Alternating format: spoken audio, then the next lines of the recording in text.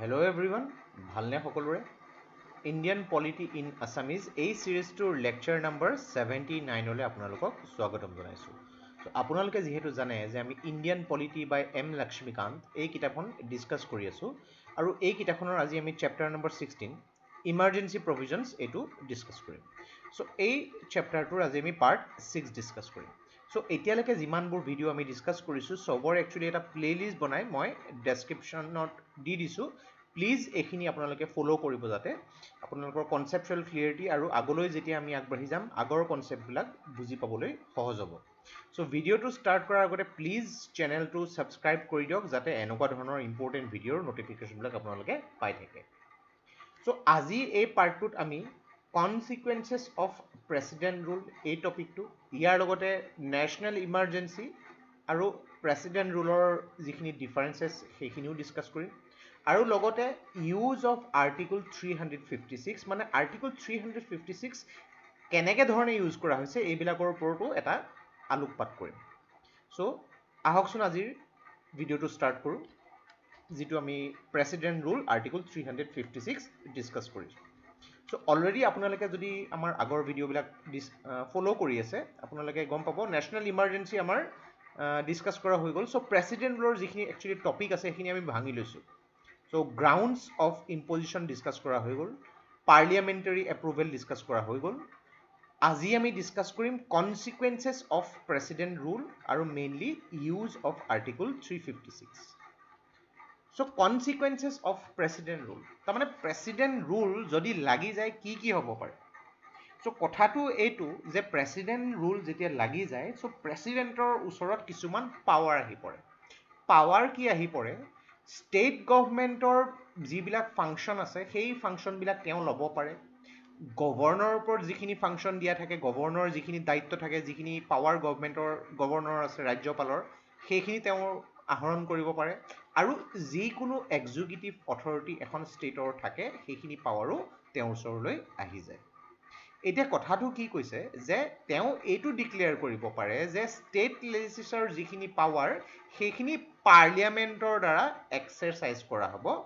এই কথাটো কোনে ডিক্লেয়াৰ কৰিব পাৰে, প্ৰেচিডেণ্টে ডিক্লেয়াৰ কৰিব পাৰে। চাওক এইখিনি কথা মই এইটো কাৰণে ডিছকাছ কৰিছোঁ, কেতিয়াবা কি হয় আমি নেশ্যনেল ইমাৰ্জেঞ্চি আৰু প্ৰেচিডেণ্ট ৰুলৰ সৰু সৰু কথাবিলাক আগবাঢ়ি গুচি যাওঁ কিন্তু এইবিলাক জেনেৰেলি ষ্টেটমেণ্ট বেছ প্ৰশ্নত সুধিব পাৰে কিন্তু। চ' প্লিজ বি কেয়াৰফুল, এইবিলাক কথা মনত ৰাখিব, কনফিউজন নহ'ব এইবিলাক বস্তু লৈ। দেন এইটো কথা কি কৈছে যে ষ্টেটৰ ৰিলেটেড যিকোনো ধৰণৰ অথৰিটি হওক সেইবিলাকৰ যিটো কনষ্টিটিউচনেল প্ৰভিজনছ এইখিনি বেলেগ বেলেগ ষ্টেপছৰ ইনক্লুড কৰি পেলাই তেওঁ সেইখিনি ছাছপেণ্ড কৰিব পাৰে বা সেইখিনি তেওঁ ছাছপেণ্ড কৰিব পাৰে। যিটো কনষ্টিটিউচনেল প্ৰভিজনখিনি ছাছপেণ্ড কৰি গোটেইখিনি নেচেচাৰী ষ্টেপছ সেইখিনি তেওঁ নিজৰ হাতলৈ আনি যিখিনি কনষ্টিটিউচনেল প্ৰভিজনছ আছে ষ্টেটৰ ৰিলেটেড যিকোনো অথৰিটি বা বডিৰ সেইখিনি তেওঁ নিজৰ হাতলৈ আনি ছাছপেণ্ড কৰিব পাৰে।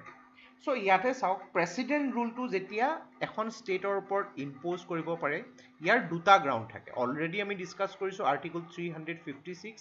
যেতিয়া যিকোনো এখন ষ্টেটৰ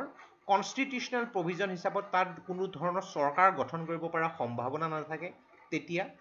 আৰ্টিকল 365 এই নাম্বাৰ দুটা বদলি হৈ যায় বাকী একেই থাকে। চ' এইটো হিচাপত যেতিয়া ষ্টেটখনে চেণ্টাৰৰ ডাইৰেকশ্যন নামানি নিজৰ মতে স্বেচ্ছাচাৰী হ'বলৈ যদি চেষ্টা কৰিবলৈ যায় তেনেকুৱা ক্ষেত্ৰত কৰিব পাৰে। এইখিনি কথা আমি বুজি পাই গ'লোঁ। এতিয়া প্ৰেচিডেণ্ট ৰুল যেতিয়া ইম্প'জ কৰা হয় তেতিয়া প্ৰেচিডেণ্টে কি কৰে, ষ্টেটৰ council of minister headed by chief minister এইখন গোটেই ষ্টেট যিখিনি ষ্টেট লেজিছলেটিভ এছেম্বলি সেইটো আছে সেইটো ডিছমিছ কৰি দিয়ে আৰু সেইখিনি সময়ত ষ্টেটৰ গভৰ্ণৰে যিটো আছে প্ৰেচিডেণ্টৰ বিহাফত ষ্টেটৰ এডমিনিষ্ট্ৰেশ্যন চলাব পাৰে with the help of chief secretary. এখন ষ্টেটৰ যিজন চিফ ছেক্ৰেটাৰী আছে তেওঁৰ সহায় লৈ পেলাই গভৰ্ণৰে যিখন তাৰ গভৰ্ণেন্স সেইখন চলাব পাৰে এই কথাটো কোৱা হৈছে। আৰু এই ক্ষেত্ৰত যিটো এডভাইজাৰ্ছ যদি এপইণ্ট কৰিবলগীয়া হয় সেইটো প্ৰেচিডেণ্টে এপইণ্ট কৰিব। চ' সেইকাৰণে আৰ্টিকল 356ৰ যিটো প্ৰেচিডেণ্ট ৰুল ইম্প'জ কৰা হয়, যিটো প্ৰমালগেট কৰা হয় সেইটো প্ৰেচিডেণ্টৰ যিহেতু এজন এজেণ্টৰ থ্ৰুৱেদি কৰিব পাৰি সেইটো কাৰণে সেইটোক প্ৰেচিডেণ্ট ৰুল বুলি কোৱা হয়। চ' এইটো ক্ষেত্ৰত কি কৰা হয়, প্ৰেচিডেণ্টৰ ওচৰত এইটো পাৱাৰ থাকে যে প্ৰেচিডেণ্টে ইডাৰ যিখন এছেম্বলি আছে সেইখন কমপ্লিটলি ডিজলভ কৰি দিব পাৰে নাইবা ছাছপেণ্ড কৰি দিব পাৰে চ' এই ক্ষেত্ৰত কি হয় পাৰ্লিয়ামেণ্টে ষ্টেট লেজিছলেটিভ বিল আৰু state budget during president rule পাৰ্লিয়ামেণ্টে নিজে তাত পাছ কৰিব বাজেটে হৈ গ'ল বা যিখিনি ষ্টেট লেজিছলেটিভ এছেম্বলিৰ যিটো বিলবিলাক আছে পাৰ্লিয়ামেণ্টে কৰিব সেইখিনি প্ৰচেছটো একেটা থাকিব পাৰ্লিয়ামেণ্টে কৰিব খালি অ'কে চ' এতিয়া কথাটো যে ষ্টেট লেজিছলেচাৰ যেতিয়া ছাছপেণ্ড হৈ যায় তেতিয়া কি হ'ব পাৰে চ' পাৰ্লিয়ামেণ্টে কি কৰিব পাৰে এজন ডেলিগেশ্যন এপইণ্ট কৰিব পাৰে যাতে ষ্টেটৰ যিখিনি ল আছে সেই লখিনি প্ৰেচিডেণ্ট নাইবা প্ৰেচিডেণ্টে এপইণ্ট কৰা যিকোনো এজন অথৰিটিৰ দ্বাৰা কণ্ডাক্ট কৰা হয়তো পাৰ্লিয়ামেণ্টে কৰিব পাৰে চ' প্ৰেচিডেণ্টে সেই সময়ত ষ্টেট লেজিছলেচাৰৰ কাৰণে এটা ডেলিগেশ্যন হিচাপে কাম কৰিব ডিউৰিং প্ৰেচিডেণ্ট ৰুল চ' এতিয়া এই ডেলিগেশ্যনজন যদি এপইণ্ট কৰা হয় প্ৰেচিডেণ্ট নাইবা যিকোনো এজন স্পেচিফাইড অথৰিটি যিয়ে যিবিলাক পাৱাৰ আৰু ডিউটিজ আছে সেইবিলাক কনফাৰ কৰা হৈছে সেইবিলাক অফিচাৰ্ছ আৰু অথৰিটিৰ সেইখিনি গোটেই দায়িত্বখিনি চলাব এতিয়া কথাটো কৈছে যে when Lok Sabha not in session যিকোনো ক্ষেত্ৰত বোলে লোকসভাখনত ডিজলভ হৈ আছে নাইবা নট ইন সেশনত যদি আছে তেনেকুৱা ক্ষেত্ৰত কি হয় প্ৰেচিডেণ্টে এইটো অথৰাইজ কৰিব পাৰে যে যিকোনো ধৰণৰ এক্সপেণ্ডিচাৰ যদি ষ্টেটৰ হয় সেইটো ষ্টেটৰ কনচলিডেটেড ফাণ্ডৰ পৰা হ'ব এতিয়া কথাটো কি আমি নেক্সট আমি গম পাম যিটো consolidated fund of India public accounts of India contingency fund of India এই ধৰণৰ গোটেইবোৰ বস্তু ষ্টেটৰ ক্ষেত্ৰতো থাকে এনেকুৱা এক্সপেণ্ডিচাৰ ষ্টেটৰ কনচলিডেটেড ফাণ্ডৰ পৰা লোৱা হ'ব এইটো প্ৰেচিডেণ্টে অথৰাইজ কৰিব পাৰে চ' এনেকুৱা প্ৰশ্নবিলাক কিন্তু আপোনালোকক সুধিব পাৰে যেতিয়া পাৰ্লিয়ামেণ্ট ছেশ্যনত নাথাকে প্ৰেচিডেণ্টে কি কৰিব পাৰে অৰ্ডিনেঞ্চ ষ্টেট গভৰ্ণমেণ্টৰ হৈ পেলাই প্ৰমালগেট কৰিব পাৰে ভেৰি ভেৰি ইম্পৰ্টেণ্ট আমি যেতিয়া গভৰ্ণৰ বা এইবিলাক বস্তু পঢ়িম এনেও এইবিলাক বস্তু ডিছকাছ কৰা হৈ যাব খালি এইখিনি কথা মনত ৰাখিবলৈ চেষ্টা কৰিব আৰু এটা কথা কেনেকুৱা পলিটি হৈছে এটা কণ্টিনিউৱাছ প্ৰচেছ আপোনালোকে প্ৰথম ৰিডিং বা ছেকেণ্ড ৰিডিঙত গোটেইবোৰ বস্তু খুটি নাটি মাৰি শিকিবলৈ যত্ন কৰক গোটেই কিতাপখন কমপ্লিট কৰক দেন আপোনালোকক এইটোত লাগিব মাল্টিপুল ৰিভিজন যিমানেই মাল্টিপুল ৰিভিজন কৰি গৈ থাকিব ছাপ'জ আপোনালোকে চেপ্টাৰ নম্বৰ 5ত কিবা এটা শিকিছে আৰু তাৰ লিংকটো চেপ্টাৰ নম্বৰ 35ত আছে এই দুইটা চেপ্টাৰৰ লিংক আছে এই চেপ্টাৰ দুটাৰ লিংকবোৰ আপোনালোকে কৰিব পাৰিব চ' লক্ষ্মীকান্তত একচুৱেলি খুব ধুনীয়াকৈ ইয়াৰ লিংকেজটো দিয়া আছে that's why it's one of the most কয় নহয় followed book in Indian polity so' next আমি ইয়াত যিটো ডিছকাছ কৰিম আৰ্টিকল 356 আৰু 352 মানে নেশ্যনেল ইমাৰ্জেঞ্চি আৰু প্ৰেচিডেণ্ট ৰুলৰ এটা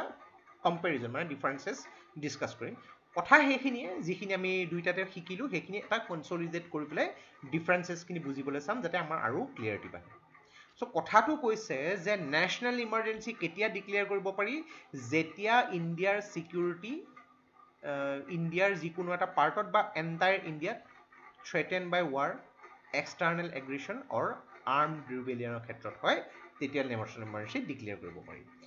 প্ৰেচিডেণ্ট ৰুল কেতিয়া এপইণ্ট কৰিব পাৰি যেতিয়া government of the state cannot be carried in accordance with the provisions of constitution article 356 আৰু 365 অ'কে দেন এতিয়া কথাটো হৈছে ষ্টেটৰ যিখিনি এক্সিকিউটিভ আৰু লেজিছলেটাৰ আছে এইখিনি ফাংচন কৰি থাকিব চেণ্টাৰে কনকাৰেণ্ট পাৱাৰ্ছবিলাক পাব আৰু এডমিনিষ্ট্ৰেশ্যন আৰু লেজিছলেশ্যন ষ্টেটৰ কাৰণে কণ্ট্ৰল কৰিবৰ কাৰণে অ'কে ষ্টেটৰ এইখিনি পাৱাৰ কিন্তু ষ্টেট লেজিছলেশ্যনখিনি চলি থাকিব কিন্তু তেওঁলোকে কৰি থাকিব নিজৰখিনি কাম কিন্তু বন্ধ হৈ নাযায়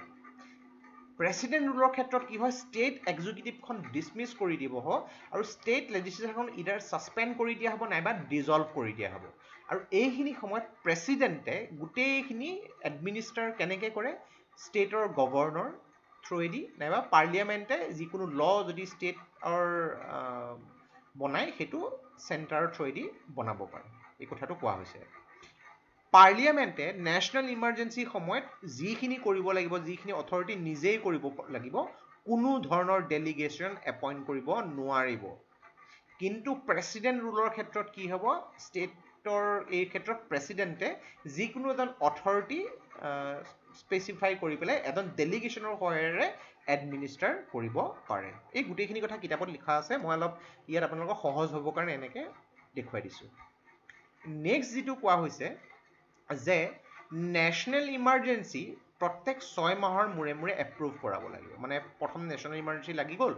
6 মাহ গুচি গ'ল, 6 মাহৰ মূৰত আকৌ এপ্ৰুভ কৰাব লাগিব। এনেকৈ কিন্তু এইটো ইনফাইনাইট টাইম চলি থাকিব, যেতিয়ালৈকে এইটো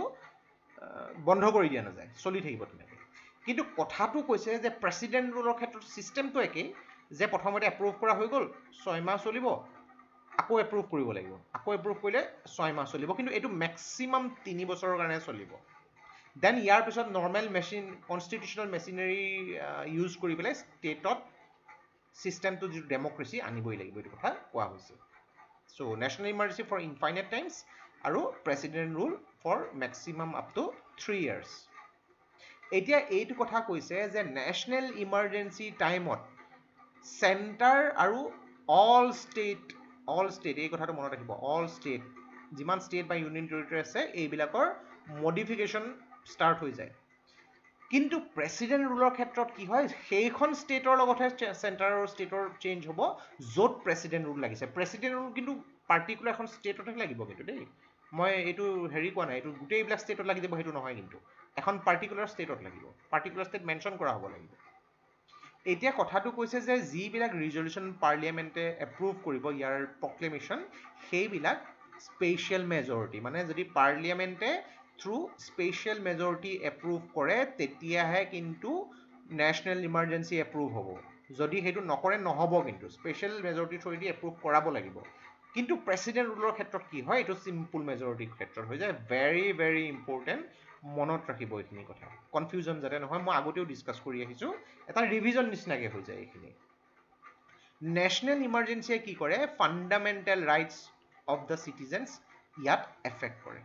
আমি আৰ্টিকল 358, 359 ভালকৈ ডিছকাছ কৰি আহিছোঁ। যদি আপোনালোকে চোৱা নাই প্লিজ ভিডিঅ'টো এবাৰ চাই ল'ব, ভালকৈ বুজি পাব গোটেইখিনি।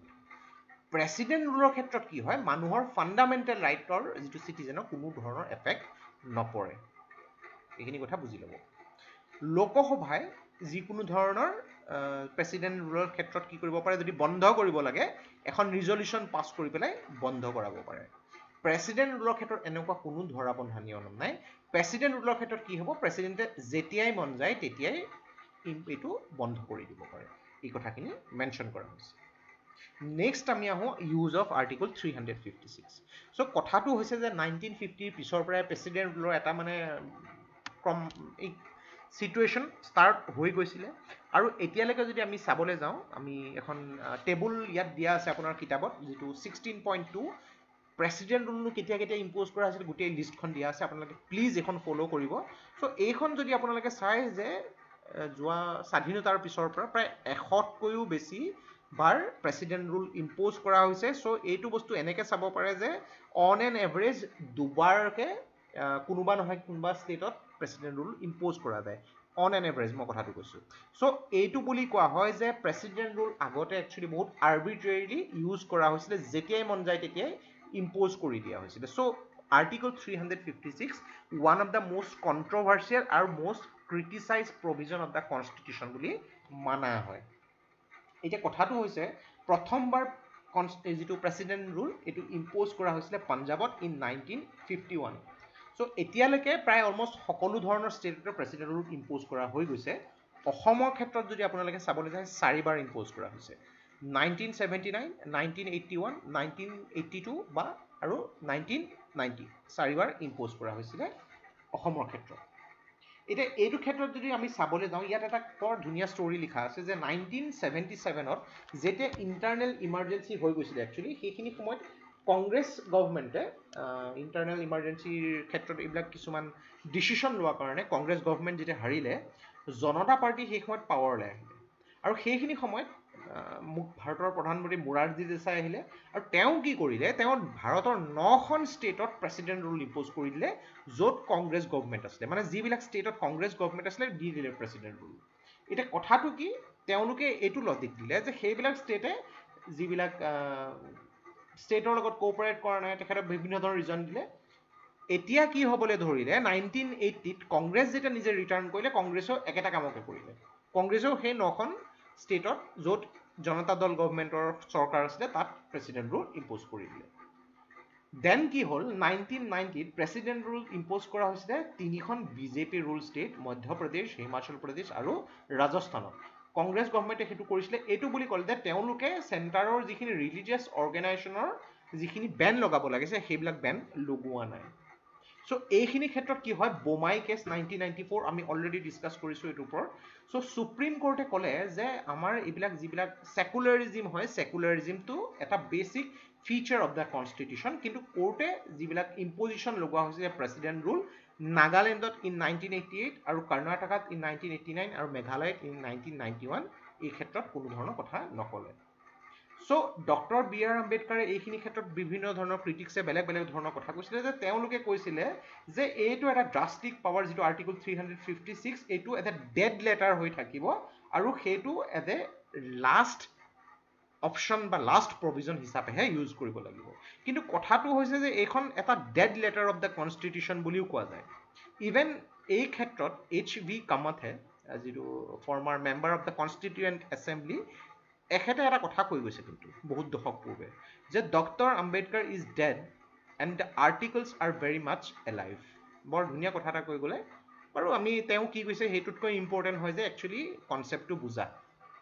চ' ইয়াৰ লগতে আমি এতিয়া মেইন যিটো কথা হ'ল যে